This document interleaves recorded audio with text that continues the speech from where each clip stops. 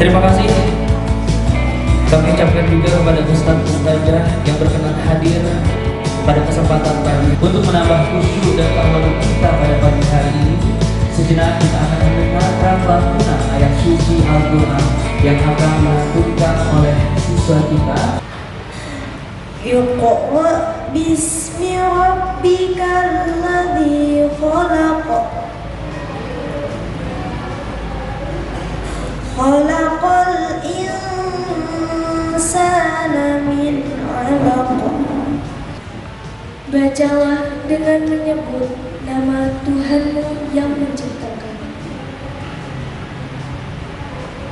Dia telah menciptakan manusia dari segumpal darah.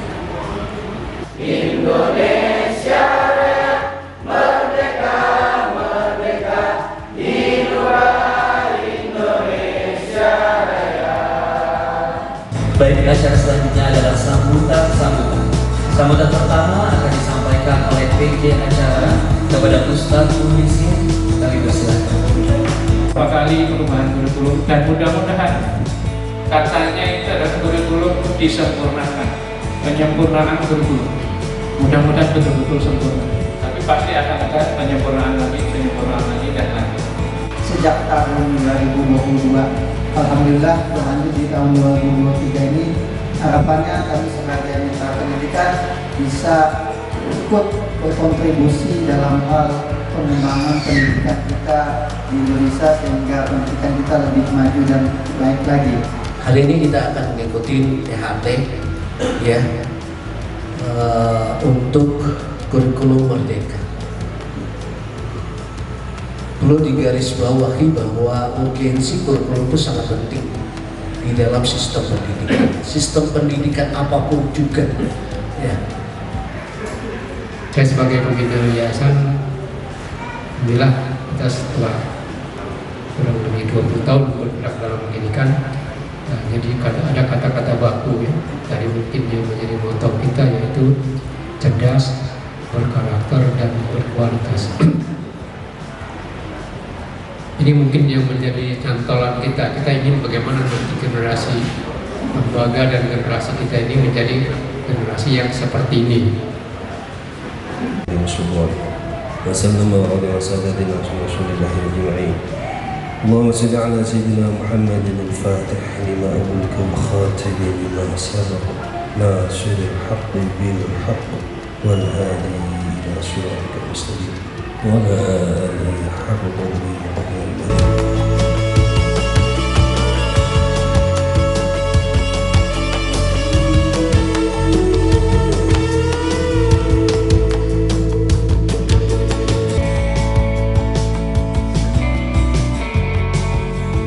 Yang disuruh belajar di kurikulum merdeka ini bukan siswanya, tetapi yang disuruh belajar di kurikulum merdeka ini bapak dan ibu guru, ustazah.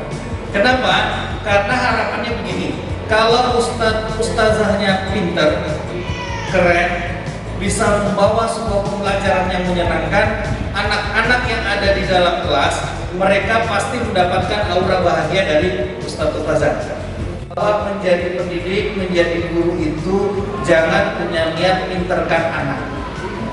Kalau kita punya niat pinterkan anak, kata beliau nanti kita marah-marah karena anak itu berbeda. Ada kadang bisa pinter, kadang nggak pinter. Yang memahamkan itu juga Allah, bukan kita. Sehingga ketika Allah yang memahamkan berarti kita tidak punya hak untuk memaksakan anak-anak itu pinter.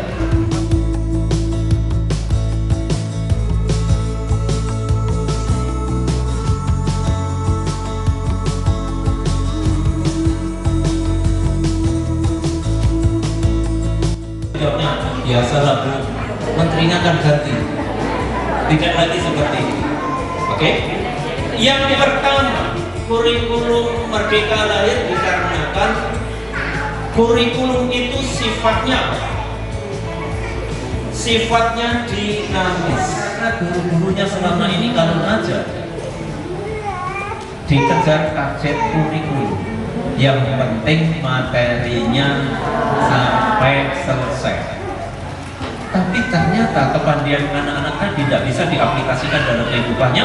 Kenapa? Karena setelah pulang gurunya memberi PR banyak, alasannya biar belajar. Terus pertanyaannya adalah, kapan dia dapat mengembangkan diri?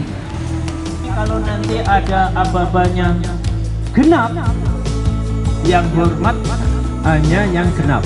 Kalau aba-abanya ganjil, yang hormat hanya ganjil. Oke ya? Genap. Apa?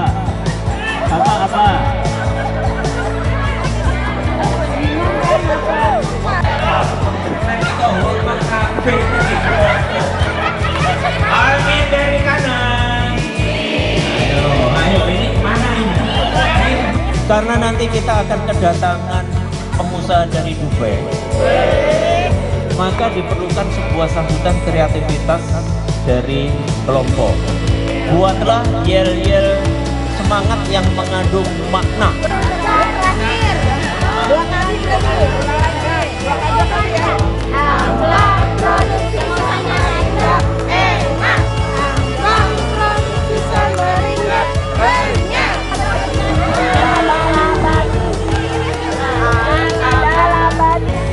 Untungnya jadi banyak. Ada laba pendek dah.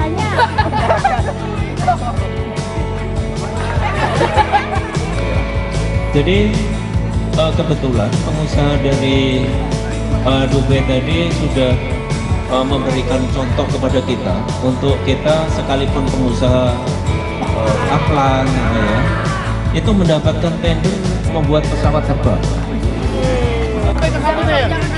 Jangan sampai berbeda, modelnya harus sama. Nih Pak, habis pounding ini Pak. Ini sama sudah simetris juga. Yang sedikit ya, tadi ada bawahnya nggak? Supaya merasakan tadi nah. Bawah ada lempatan. Sini. Oh, pasti ada sedikit. Ya, udah. Ya pas tuh. Kan kalau ada mau diambil ya, gitu kan? Ini di bawah sana. Kembali tuh. Balik aja. Kembali ke belakang. Ya. Tanyakan apa yang dilakukan itu menyenangkan atau tidak. Bagaimana? Jadi yang kita tanyakan perasaan dulu. Bagaimana kelompok cuan? Sangat menyenangkan. Oke. Kelompok sini? Happy. Bagaimana kelompok amplang bagian? Setelah kita analisis dari analisis SWOT, strength, weakness, opportunity, dari tantangan, hambatan, semuanya akhirnya kami tender yang paling banyak dan yang paling banyak rugi. Itu dijadikan pembelajaran. Rugi itu, gagal itu adalah awal dari pembelajaran, awal dari keberhasilan. Kami dari tim Laba, kesalahannya adalah mengirim tadi teknisi ke depan. Karena yang dikirim itu tidak paham caranya bikin pesawat. Jadi sehingga mendeskripsikannya kepada teman agak-agak salah pengertian.